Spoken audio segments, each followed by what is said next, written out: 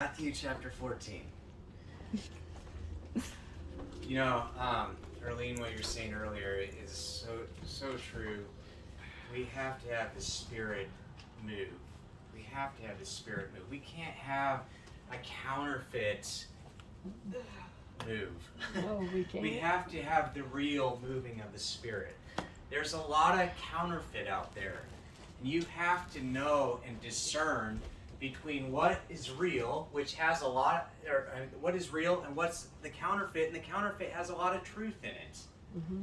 I showed Melanie a video a few weeks ago, and there's this worship song, and it came out. It's not a bad song, but I watched this video, and there was so much showiness, and it was like it was all about them, and it wasn't about the Lord. Yeah. And I showed Melanie, and she says, "Turn that off." She's just turn it off. I've seen enough.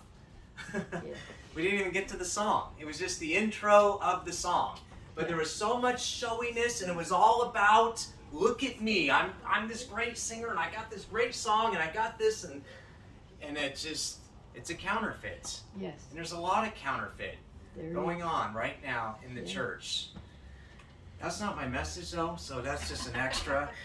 But you guys all know the story. Jesus makes them walk, comes walking on the water. I'll just read it quick. It says, immediately Jesus made his disciples get into the boat and go before him to the other side. In verse 22, now 23. And when he sent the multitudes away, he went up on a mountain by himself to pray. And when evening came, he was alone there. But the boat was now in the middle of the sea, tossed by the waves, for the wind was contrary. And in the fourth watch of the night, Jesus went to them walking on the sea. When the disciples saw him walking on the sea, they were troubled, saying, "It is a ghost," and they cried out for fear. But immediately Jesus spoke to them, saying, "Be of good cheer, it is I, do not be afraid." And Peter answered and said, "Lord, if it's you, command me to come to you on the water." And he said, "Come."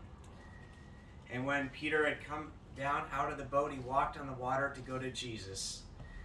You know, it's something that Jesus taught the disciples in the contrary winds. He taught them when the waves were being tossed against the boat. And I have to sit there and go, why doesn't Jesus teach us when it's calm in our life? When things are going easy in our life? Why doesn't Jesus, if he's going to teach us how to walk on water, why doesn't he bring Peter and all the disciples to the shore, and it's a super calm day, and he brings them out on the dock, and he says, okay, put one step in, okay, now one step out, one step in, and shake it all about, and then something like that. Yeah. Where it's like he gives you these little nice baby steps into the water, and now I'm going to change the water up so it's going to feel solid to you, and you're going to walk across. And it's all calm. No, Jesus throws them into the contrary winds, and he teaches them how to walk on water in the midst of the storm. Yes. And it's not a lesson you can learn at Bible college or at seminary. The only way you can learn it is in life experience, because he'll send contrary winds into your life, Yes. and that's when he teaches you to walk supernaturally on water. Amen. That's the way he does it. When I took flight lessons, and I would go flying, and you got 12 to 15 hours. They would let you solo by yourself, and so I got to solo, and it was the perfect calm day. It was sunny, calm. It was great, and the instructor says, "You're going to solo today." And it was so easy, just flying in, and then take off, and fly in, land. It was so nice. But Jesus doesn't do it that way. He waits till he prepares some contrary things in your life, and then teaches you to walk above it. Amen. And then teaches you to walk supernaturally in the middle of it. Amen. It's something that Jesus comes to rock the boat. And a lot of people don't want the boat rocked, but he's going to come to rock the boat. He's getting us out of the boat. Yes. And there has to be more than what there is right now in the American church. Yes, right now. there is. There has to be more. Caitlin was telling me, I won't say the church, but there were these kids that she knows we're talking about going to this big church in the area and saying, you know, I want more than that. I want more than what's being preached here. I want to be convicted, and I'm not convicted there. Yeah. I want more than that. Amen. I wrote a poem. I'm putting it out today. It's called Pee Wee's Sermon. It's about, and it's about the light messages that are being preached now. That people want more than that. There's people that are sitting there going the same way, saying, I want more. I want something that convicts me. Yes.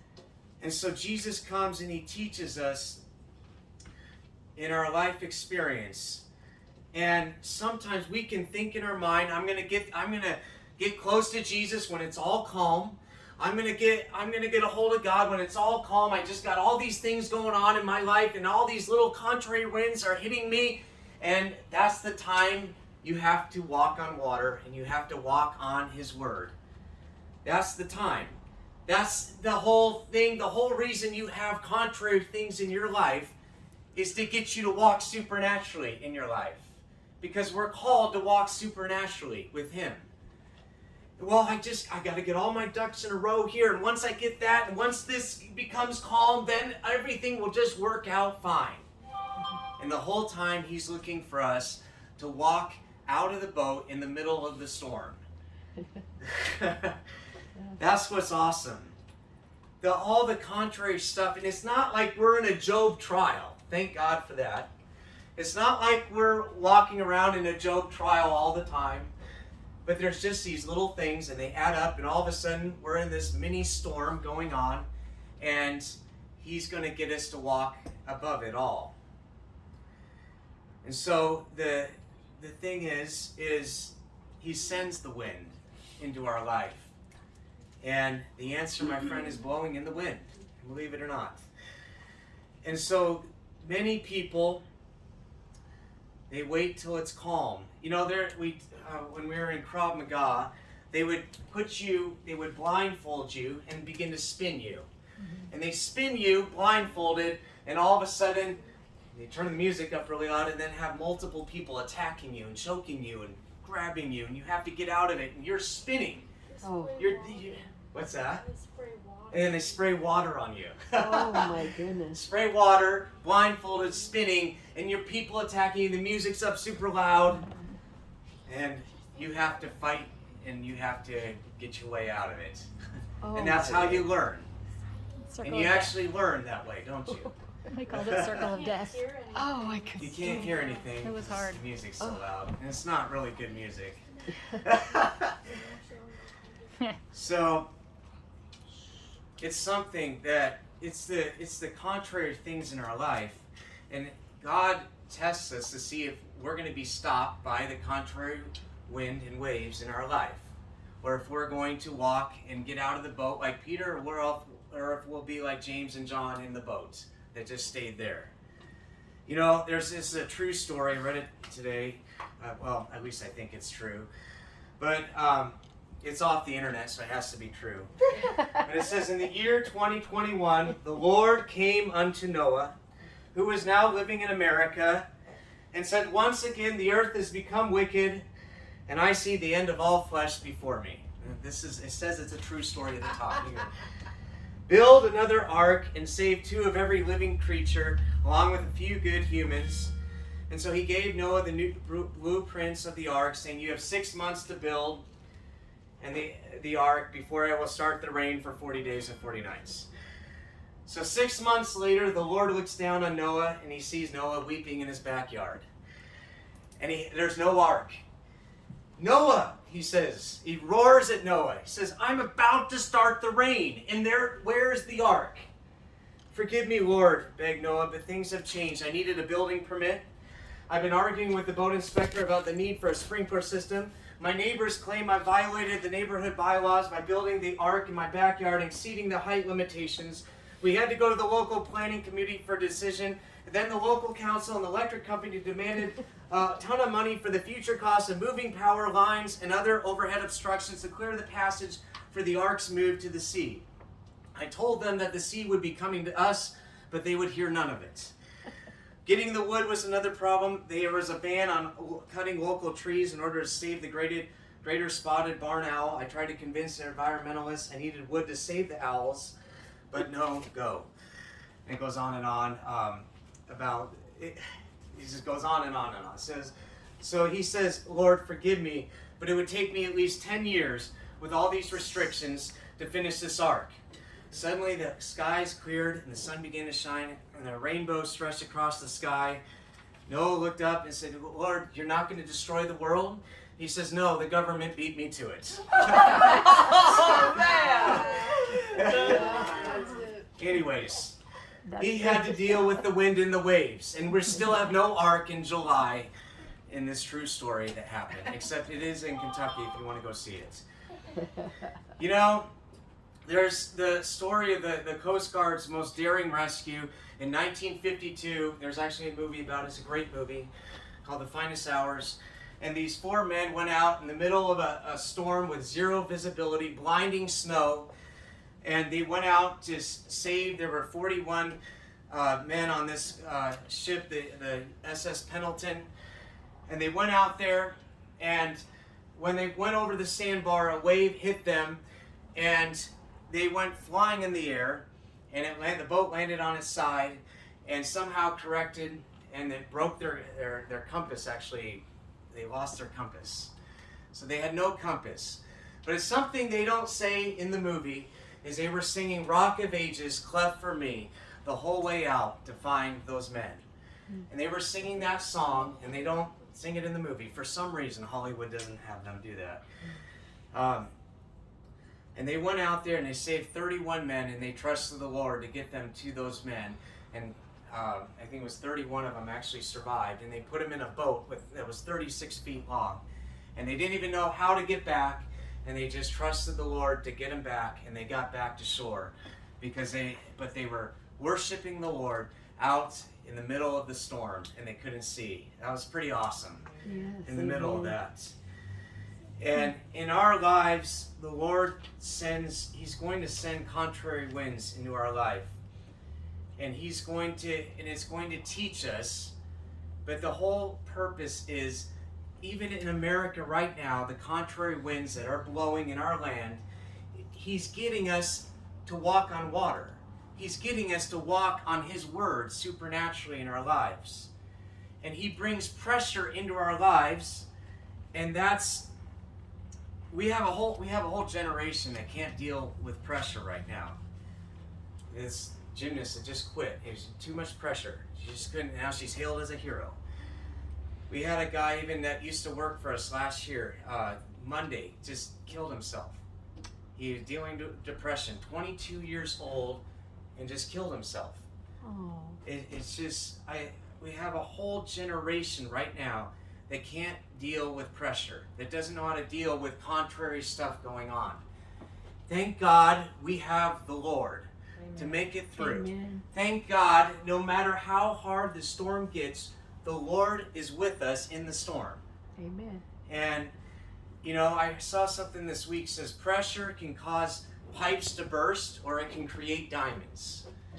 And diamonds are created through extreme heat and extreme temperature and extreme pressure. And He's creating diamonds in our life. And so He brings pressure into our life for a purpose, because He's creating diamonds in our life. Now that's pretty awesome. It's easy to wait around for James and John to get out of the boat, or somebody else to walk on water, but I don't want to just watch somebody else walk on water. Unless it's in a movie and it's a good movie, I'll do that. It's easy to stay in the boat. It's easy to just huddle together and pray together, but it's all about the Lord wants us to get out of the boat. He called Moses. He had been in the wilderness for 40 years. 40 years in the wilderness. And he got comfortable in the wilderness. He was like, Lord, what if they don't believe me? What if this? He comes up with every excuse. Why he didn't... I don't know how to speak, Lord. Finally, Moses says to God, send somebody else. And it says God was angry with Moses. God almost took Moses' life. He was angry with him because he got comfortable in his wilderness. He didn't want to come out of the wilderness. Even the wilderness became comfortable to him. It's so easy to just stay in the boat. And nobody else is going to grab your hand and pull you out of the boat. Even Jesus isn't going to do it. He'll grab your hand if you're falling. He's not going to grab your hand and pull you out of the boat. He'll just say, come. You know, there's a guy that, the story, you guys have probably heard it, the guy's on, there's a huge flood, and the man's on the roof, and he's sitting there, and the boat comes and says, get in the boat. No, I'm waiting on God to save me. Okay, they left. The helicopter comes and says, we're here to save you. No, I'm waiting on God to save me.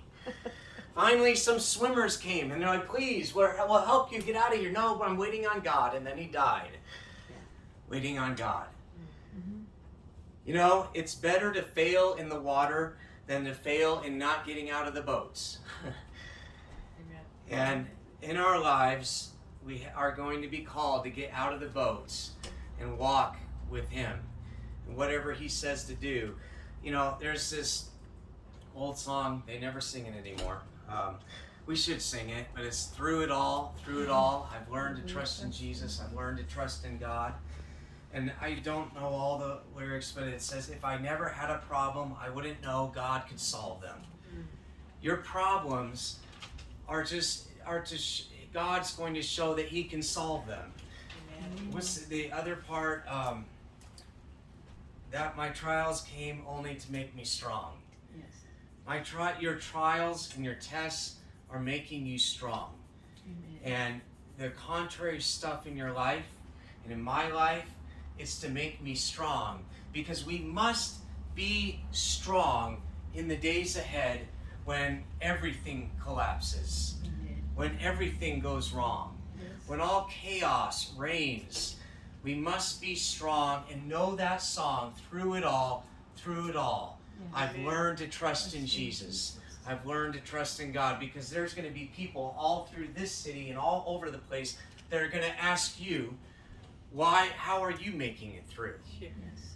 Because many people are going to just give up on life, and we're going to be the light that shines. We're going to be the city on the hill that shines. Amen? Because there must be a light that shines in the darkness in these days. And so, that's all I had. But that's good. thank the Lord, he's with us. Amen. Thank the Lord, because he's such an awesome God. He's so awesome.